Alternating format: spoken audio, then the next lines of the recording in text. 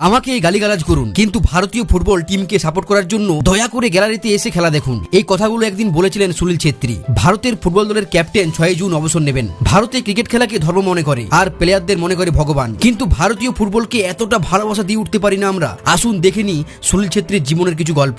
জন্ম 3 আগস্ট 1984 সালে। অন্ধ্রপ্রদেশের ছোট ছেলেটা স্বপ্ন দেখতেন একদিন বিখ্যাত ফুটবলার হবেন। বাবা ইন্ডিয়ান আর্মিতে কর্মরত ছিলেন। বাবাও ভালো ফুটবল খেলতেন। রক্তের মধ্যে ছিল তার ফুটবল খেলা। তার খেলা দেখে সকলে মুগ্ধ হয়। তিনি সহজে জায়গা করে নিয়েছিলেন ভারতীয় দলে। দেশের হয়ে প্রথম ম্যাচ খেলেন 12 জুন 2005 সালে। প্রতিপক্ষ দল ছিল পাকিস্তান। সেই দিন গোল দিয়ে জানিয়ে দিয়েছিলেন যে ভারতীয় দলে এক যুগে শুরু হতে চলেছে। এরপর মোট 150টি ম্যাচ খেলেন তিনি এবং মোট গোল দিয়েছিলেন 94টি।